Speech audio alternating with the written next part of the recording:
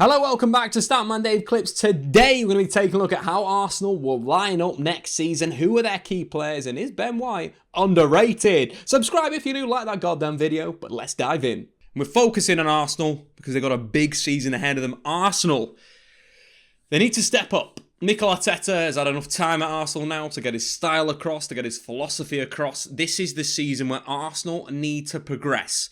They've had that sort of season of transition. It's now time for Mikel Arteta's Arsenal to score some goals. Defensively, Arsenal have looked good in the last season and a half under Arteta. Got the third best defensive record in the league. But going forward, Arsenal have got a problem. So I think today we'll have a look at how Arsenal are going to line up next season, how they should line up, what should be their best starting 11.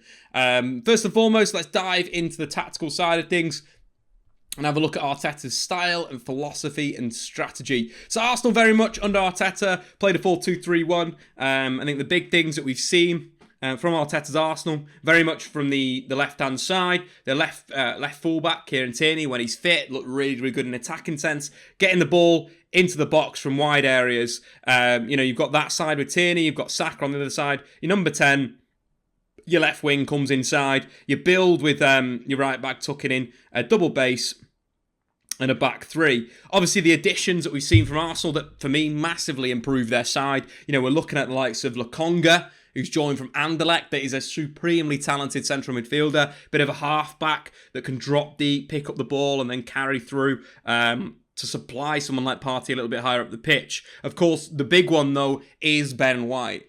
And I think the thing with Ben White, in a way, I feel like he's a really underrated signing.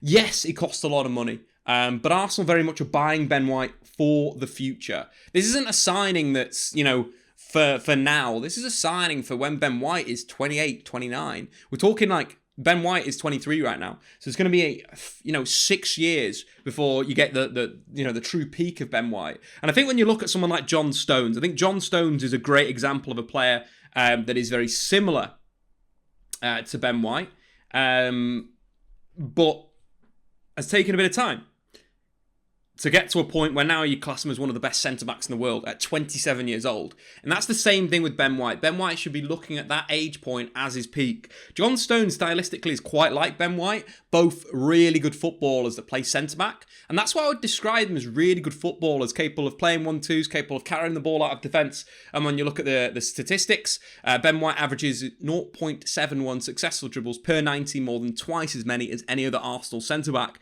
And I think that's what you're going to get that's similar to John Stones. John Stone's a player that carries the ball really, really comfortably and really, really aware. And when you look at how he does it at the right time. John Stones has that ability to really control things, to think about things, to make the right decisions. Against your last game of the season against Everton, completed 100% of his dribbles, but more importantly, completed 98% of his passes. 88 completed, 101 touches of the football, won 100% of his ground duels, aerial duels. John Stones is literally in the form of his life and very deserving of a new Man City contract. Why I talk about John Stones with Ben White is because I feel they're very similar players that Ben White, like John Stones did at his age, need to improve defensively. I think when you look at the defending, the one clip that comes into my mind last season was Ben White against Manchester United, and Marcus Rashford really opening him up in the dribble. Really good transitional goal from Marcus Rashford, but Ben White diving in too many times and getting beaten. But it's still a thing where he's a young player, and I feel like the confidence, the age, reading feints and reading the skills is something that he definitely needs to work on. But I think, first and foremost, he's a top-quality defender. Top-quality ball player, sorry. And I think we get that from a number of games. Starred against Man City last season in the Premier League, which is a big thing to say. Was brilliant in this game. 3 interceptions, 2 out of 2 tackles, 1 block, 1 clearance. But I think more impressively was his on-the-ball play. See that? Again, similar to John Stones. Very high pass accuracy, high touch of the ball for a player. 85 touches of the ball, 91% pass accuracy, 4 out of his 6 long balls completed. And again, 100% of his 1 dribbles. And that's something where you look at Ben White and you think, could be really, really good for Arsenal. Very, very good for Arsenal. Playing right back, playing centre back. I think he could play either position, to be quite honest. I think Arteta wants to build with a back three, wants to build with an inverted right back. I don't think Hector Bellerin is that player. Hector Bellerin is a more of a flying fullback on the overlap that probably needs to move his career on in a sense. But I think, someone like Ben White could easily step into that role. And you look at the back three that Brighton play, Jahanbakhsh was ahead of him. Jahanbakhsh is an attacker. So Ben White's playing this kind of hybrid right back, right centre-back role for Brighton against Man City and excelled in the process. So that's something where I look at Ben White and I think top quality. Young, adaptable, got the potential to be really good. Quite tall, naturally. 186 centimetres. That's a decent height for a centre-half. And I feel like for Arsenal, there's a lot to come. So thinking tactically how he could fit into Arsenal and why I think it's so underrated is because, not only could he play this centre-back role that we've seen him do, but alternatively he could, for example, if we've got let's say we've got Rob Holding coming into the lineup, could play this right-back position really well. I think the big thing with Ben White and how he can improve Arsenal playing from that position versus a centre-back position is his ball playing is very, very, very good.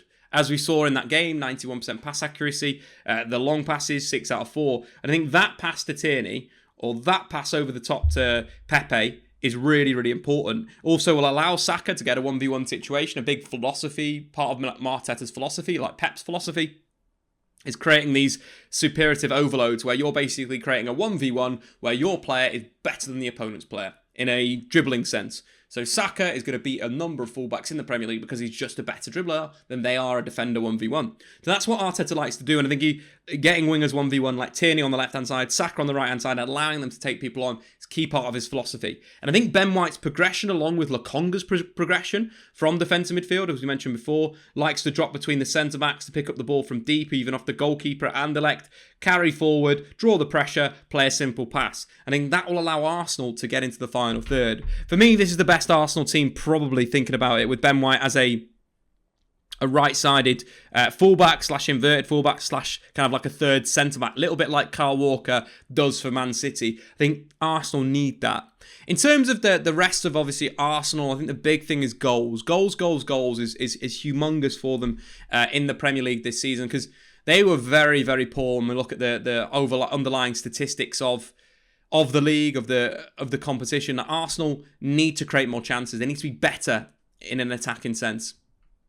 Let's take a look at quickly. Let's have a look at the number of goals and the stats for them. So Arsenal, in terms of goals for, ranked 8th in the Premier League, behind Chelsea, of course. Chelsea have just bought Romelu Lukaku. They've massively improved that department, which is exactly what they needed to do.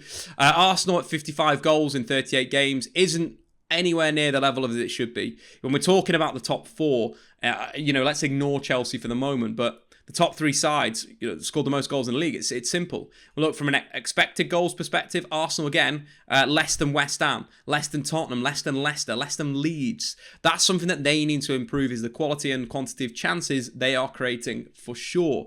So you ask, how are they going to do that in a sense? And I think, not only building a better attacking structure with Ben White and Lokonga progressing the ball to get it into the final third, but I also think for Arsenal, it is kind of finding the blend of that attacking unit.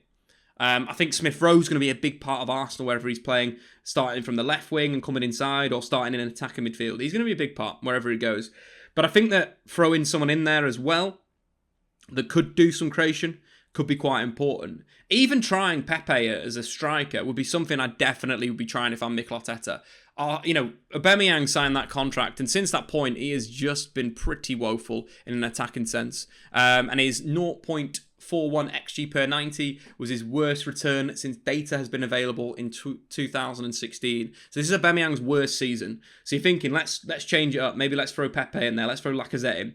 For argument's sake, we'll leave him through the middle, because I believe Arsenal fans think he's probably their best number 9. Signing someone like James Maddison, I think, instantly would improve this Arsenal team. And I think how we look at where they're going to roll and how they're going to progress, I think that is a big, big thing for them. Getting the best out of Aubameyang, signing another attacking midfielder and getting in there. Alternatively, if Maddison isn't signed, but really should be signed, you look at the stats over the last few seasons, only like Kevin De Bruyne has created more chances than him and Trent Alexander-Arnold in the Premier League. He is a big talent. From set pieces, from open play, Maddison is a talent. He's at that point in his career where he probably needs to move on and get that chance. But if that's not the case, if Arsenal can't get James Maddison over the line from Leicester City for obvious reasons, because he's really important for Leicester, getting Gabriel Martinelli a run of games, I think, could be really important this season. Martinelli is a very, very nice presser of the ball, nice footballer, and he can finish. And what Arsenal need is more goals, more creativity, more moments of like brilliance in a sense, more moments of, we're going to receive the ball in the final third, I'm going to go and do something. And I feel like with Martinelli, he has the X factor. I think Pepe's got that X factor, and Pepe showed at the back end of the season that he's got that X factor. But is it enough? Throwing Pepe into the side, maybe you want to play Pepe in that inside channel. Maybe you even want to play Pepe as a second striker. I think that has to be tried as well. I think that's the thing. Arsenal is still struggling for what is the best team, what is the best, formation and setup and so forth. And it is kind of like how do they get to the top four? Defensively, I think they're good. I think they've recruited in midfield. What I'd hate to see for Arsenal fans is another season of Granit Xhaka and El Nene in midfield. Like that would be a travesty. Lokonga needs to play as much as possible. Obviously, with the signing of Joe Willock, or selling Joe Willock to Newcastle, give them some more funds. Maybe they could get that attacking midfielder. That's a big, big thing. And this is the season. This is the season. It's make or break for Mikel Arteta. It really is. As much as I like him as a coach, I think he's doing some really good stuff. This is the time now. There's no more, he's moved the squad on enough. And it is, some bad moves from the board with the, Aubameyang's contract was crazy for that age and, for what that was. Didn't make any sense. And I think there's got to be a mix-up in an attacking sense and in the attacking unit. Maybe Pepe is this kind of like striker. Second striker, Smith Rowe. So defensively, Arsenal could set 4-2-3-1 as they have pressed, and they do, which they do really well. I think that's one big thing we've got to talk about Arteta. That pressing's really good. They press arguably in a diamond, in a sense, where the attacking mid joins the forward. They kind of narrow up in a sense. And they press in a diamond shape, and then do drop back into that kind of 4-2-3-1 shape as the opposition gets into their half, in a sense. And I think Pepe, maybe in this central position, could be the one. Arsenal need a goal scorer, but someone that's going to work hard defensively. Maybe that's not where Nicola Pepe excels, and maybe that's why it's taken him a bit of time to get into the Arsenal first team under Mikel Arteta, because he needs that defensive work as well as the offensive work.